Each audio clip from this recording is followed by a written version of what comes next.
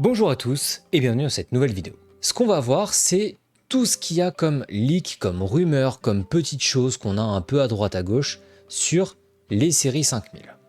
Alors on va surtout parler de la 5090 puisque en général quand il y a des leaks c'est surtout sur les cartes très haut de gamme et on a moins de leaks, en tout cas moins en avance sur les cartes plus petites. Là on est sur le site de Fun Android. Alors j'en ai trouvé plusieurs, il y en a sûrement déjà bien d'autres qui ont traité aussi ça. Pour l'instant, j'ai que 3 sites où j'ai lu les articles, où je les ai trouvés assez pertinents, et je me suis dit que j'allais vous les partager. On voit quand même qu'il y a des choses qui se recroisent. Déjà, on nous parle tout simplement d'une consommation de 500 watts. Faut voir à quel point c'est énorme. C'est juste gigantesque. Et elle pourrait consommer au moins, tout en sachant que la 4090 consommait déjà plus ou moins 600 watts. Alors c'était des pics à 600 watts, on n'était pas sur une consommation constante à 600 watts, mais elle était quand même là. Pour tous ceux qui veulent la nouvelle, je vous le dis tout de suite, le 12V HPWR ou son successeur, peu importe, restera de la partie. Je pense qu'on va jamais retrouver nos petits connecteurs en 6-8 pins. Ça, je pense que malheureusement, à part chez AMD, et encore que, à mon avis, on les aura plus. Est-ce que c'est un bon connecteur? À mon sens, toujours pas. Est-ce qu'il faudrait le changer et revenir à ce qu'on avait avant? Oui. Parce que pour le moment, c'est pas un connecteur qui est au point. Et l'intérêt, il est très très faible. Du fait que on avait des connecteurs qui fonctionnaient très bien, et il aurait juste fallu peut-être en rajouter, mais ça fonctionnait très bien depuis très longtemps. Je vois pas tellement l'intérêt de le changer. Mais soit. Pour l'instant, on nous parle juste sur le TDP d'une augmentation de 11%. Alors c'est ce qu'on voit ici, par rapport à la 4090. Pourquoi pas, faut voir. Maintenant, si c'est juste faire la course au watt sans que la performance soit tellement là, ou si c'est pour nous refaire des briques qui vont être encore plus épaisses et qui vont nous prendre encore plus de slots, certes, le refroidissement était dimensionné, même surdimensionné, mais il était présent. Maintenant, est-ce qu'on a vraiment un intérêt? Tout en sachant qu'il y a eu quand même pas mal de problèmes avec les pads thermiques qui étaient un petit peu de mauvaise qualité et qui faisaient que les 4090 au bout de quelques mois commençaient à perdre en performance. Si il faut dire à tous les clients, faut changer la pâte thermique tous les 2 mois, soit, mais ça fait sauter la garantie. C'est facile à faire. C'est prévu que je vous fasse une vidéo là-dessus. Je vais vous faire tout un petit truc là dans vraiment pas longtemps pour justement sauver votre PC de la canicule. Donc vous inquiétez pas, je vais vous expliquer aussi comment on fait ça, ça va être très simple. Et j'espère pouvoir bientôt vous faire une vidéo de montage de PC. Et comme j'ai pas de PC à monter sous la main, j'avais fait une vidéo au tout début, que j'ai pas sorti.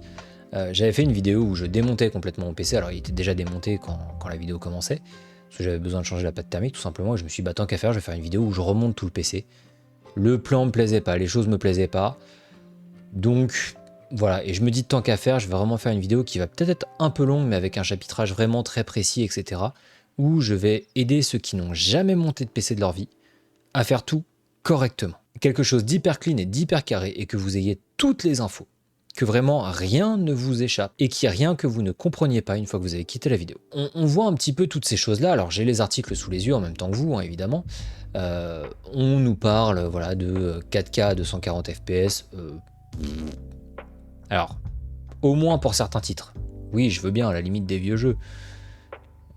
Des jeux récents 4K 240, j'ai beaucoup de mal à y croire.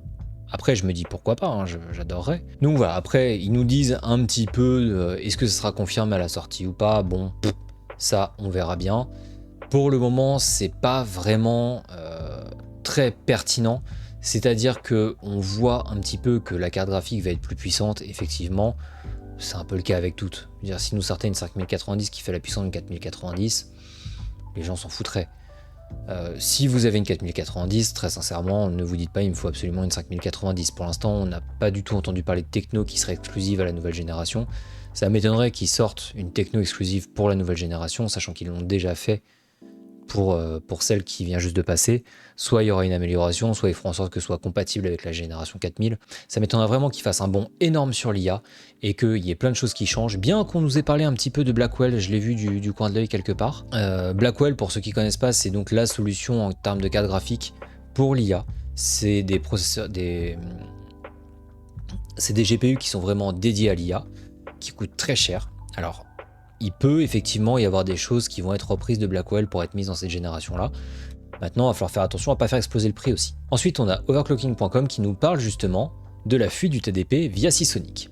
Alors Seasonic, pour ceux qui ne connaissent pas, c'est ceux qui font les meilleures alimentations sur le marché à l'heure actuelle, pour la simple et bonne raison que c'est celles qui vont être le plus précises au niveau de l'électronique, c'est celles qui vont être le plus fiables et celles qui vont tenir le plus longtemps généralement. Bien qu'il y ait beaucoup de marques qui les aient rattrapées, il y a aussi beaucoup de marques qui est rebrandées, et donc à l'intérieur c'est du Seasonic, mais par contre l'extérieur on va vous dire c'est telle marque ou telle marque. Et donc là quand on regarde, voilà, juste ici, et bah on a la RTX 5090. Et apparemment, ça serait le cas pour toutes. Donc on va reprendre exactement les mêmes tableaux qu'on avait dans l'article précédent. On a exactement la même chose puisque tout le monde va traiter un petit peu de ce même truc en fait finalement. Le concept restant de couvrir l'actualité pour tous ces sites. Donc évidemment, ils vont en parler. Ça, c'est pas un problème. Maintenant, voilà, ils disent un petit peu comme moi, et c'est ce à quoi j'ai pensé en lisant l'article. Ça n'augure rien de bon pour la chauffe et pour la consommation, évidemment. Au bout d'un moment, si votre carte effectivement consomme très régulièrement, on va se dire au moins 300 watts, pour rester vraiment soft, ça va vous faire des consos électriques qui vont être très très hautes. Ne pas oublier non plus que la série 90 ne s'adresse pas théoriquement au grand public. Je vais le répéter encore une fois. Même si vous êtes le plus gros gamer, si vous ne faites uniquement que du jeu, une 90 ne vous est pas utile. Une 80 fera parfaitement l'affaire pour votre usage. Ça, c'est vraiment le point de détail à pas oublier. Donc voilà, on nous parle encore une fois du connecteur et finalement, les articles vont un petit peu se ressembler. L'idée, c'est de voir que là, on nous parle de PCIe 6. Ça, franchement, ça reste des petites choses qu'il faudra voir dans le temps. Et là, on nous parle un petit peu plus dans le détail de certaines choses. On n'est pas sur des certitudes, encore une fois, puisque ça ne reste que des leaks. Donc pour l'instant, on n'en sait rien. Ici, la seule chose qu'on va voir vraiment et qui va être supplémentaire par rapport aux autres articles, mais encore une fois, c'est des suppositions, puisque nous n'avons aucune confirmation quelconque, même si on va commencer à avoir des leaks de plus en plus début septembre. C'est un peu ce qui se passe à chaque fois, sachant que les cartes théoriquement sortent en fin d'année. Alors pour l'instant, on a entendu dire que peut-être elles sortiraient pas en fin d'année.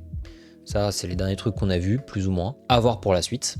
Ici, on nous parle du fait qu'il y a effectivement plusieurs rumeurs qui tournent, et notamment, ces rumeurs, c'est pour le fait que les puces ne soient plus en monolithique, mais en MCM. C'est des puces multiples, exactement comme on va voir pour les processeurs Intel de nouvelle génération, comme on avait déjà pour l'architecture Zen 2 par exemple. C'est une supposition.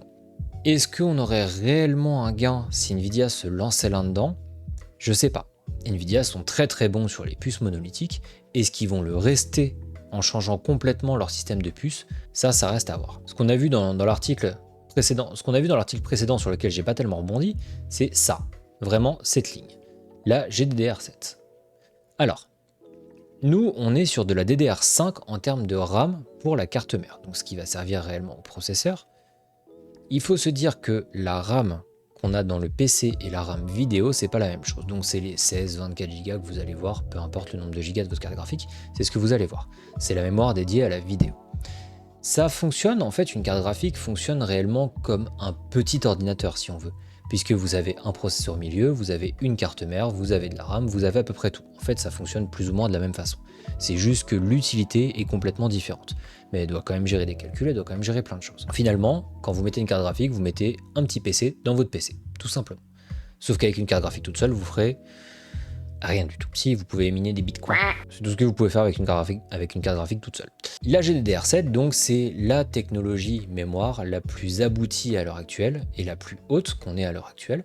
On avait la GDDR6X avant, on a eu la GDDR6, la GDDR5, etc., etc., etc. L'idée, en ayant ces nouvelles puces, c'est qu'elles puissent gérer à l'intérieur d'une seule et même puce, qui est toute petite comme ça, hein, vraiment c'est minuscule, qu'elles puissent gérer plus de gigas.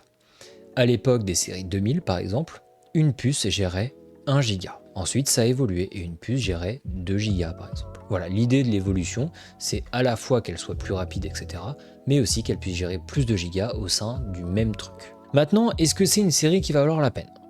Ça va dépendre de beaucoup de choses. Déjà, ça va dépendre du tarif de lancement. Si on se retrouve sur un tarif de lancement qui est monumental, comme ça a été le cas de la série 4000, c'est pas si sûr. Parce que certes, elles peuvent apporter des améliorations, bien que ici on nous parle que de consommation, mais elles peuvent apporter des améliorations d'une façon ou d'une autre, là n'est pas le problème. Il faut voir à quel point. Et il faut voir à quel point sur les petits modèles et les modèles de moyen et haut de gamme, qu'une 5080 nous apporte beaucoup de performance, à la rigueur, on l'attend. Sans parler de la 5090, parce que la 5090, comme je l'expliquais, pour la plupart des gens, elle n'est pas utile. Admettons, une 5080 vous apporte plus de performance. Pourquoi pas? Est-ce que ça vaudra le coup? Est-ce que les technos embarquées seront plus intéressantes que celles qu'on a dans la série 4000? Est-ce qu'elles seront dédiées ou non? Ça va être des choses qu'il faudra prendre en ligne de compte. Est-ce qu'on aura vraiment un gros gap entre les deux? Si vous êtes comme moi, admettons, sur une série 2000 à l'heure actuelle, la série 5000, effectivement, pourrait être intéressante, si elle est à un prix correct. Ça pourrait devenir intéressant, parce que là, effectivement, vous allez passer un cap. Comme la série 4000 aurait été intéressante pour moi au départ, puisqu'on passait un cap avec le nouveau DLSS et avec les nouvelles technologies. Là, effectivement, pourquoi pas. Si on n'a rien de très intéressant et rien qui va tellement au-dessus de la série précédente, ça vaut pas le coup. Maintenant, il y a une petite chose quand même qu'il faut reprendre en ligne de compte, c'est qu'en général, les séries impaires chez Nvidia, elles tabassent. On l'a vu avec la série 3000 par exemple, pour parler vraiment que du récent. Mais on l'a vu avec la série 3000. La série 3000, ils nous ont sorti des purs bruts. Fallait pouvoir les acheter, ça c'est autre chose. Mais sur le papier, c'était des grosses brutes. La série 1000, ils nous ont sorti l'Alien qui était la 1080 Ti, qui était la première carte graphique qui dépassait la dizaine de gigas de VRAM, puisqu'on avait 11 gigas de VRAM. La série 5000 pourrait éventuellement nous apporter une 5080, on va dire en supputant un petit peu, autour des 20 gigas de VRAM. Ça serait une possibilité. À voir aussi que les gigas de VRAM ne font pas toute une carte graphique. Je vous l'ai déjà expliqué plusieurs fois, je vous l'ai déjà démontré plusieurs fois. C'est pas parce que vous avez beaucoup de gigas de VRAM que votre carte sera nécessairement performante ou très performante. Parfois, des cartes avec 8 Go de VRAM sont plus performantes que des cartes qui en ont 10, 12, 16. C'est une possibilité. C'est pas le cas à chaque fois. Vous aurez forcément des limitations, mais dans le grand ensemble, elles peuvent être plus performantes. Ça va dépendre des puces et ça va dépendre des fréquences. Ça va dépendre aussi tout bêtement du voltage qui peut rentrer dans votre carte et donc du nombre de watts qu'elle va consommer. Ça peut dépendre du refroidissement. Il y a plein de facteurs à prendre en ligne de compte. Mais c'est une possibilité. Ce qui veut dire que la 5090 peut-être pourrait s'approcher des 30 Go de VRAM. Est-ce qu'il y aurait une utilité? Je sais pas. Franchement, je sais pas. Mais c'est peut-être aussi pour ça qu'on nous parle de 4K avec autant de FPS. Il faudra voir tout ça. Pour l'instant, on n'en sait rien. Mais il y a quand même des points de détail qui sont intéressants. C'était un peu le truc des news. Si ça vous plaît, n'hésitez pas à me le dire et je vous referai d'autres petites vidéos comme ça un petit peu condensées où on parle de plusieurs news différentes et où on essaye de voir ce que ça peut donner ensemble. Sur ce, je vous fais des gros bisous, on se dit à bientôt, prenez soin de vous, n'oubliez pas de vous abonner, et à bientôt, au revoir.